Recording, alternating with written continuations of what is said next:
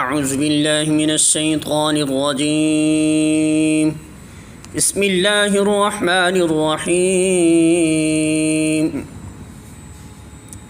ولا تجادل عن الذین یختانون انفسهم ان اللہ لا يحب من كان خوانا اثیما۔ سورۃ النساء آیت نمبر 107۔ ترجمہ: جو لوگ اپنے نفس سے خیانت کرتے ہیں تم ان کی حمایت نہ کرو، اللہ کو ایسا شخص پسند نہیں ہے جو خیانت کار اور معصیت پیشہ ہو۔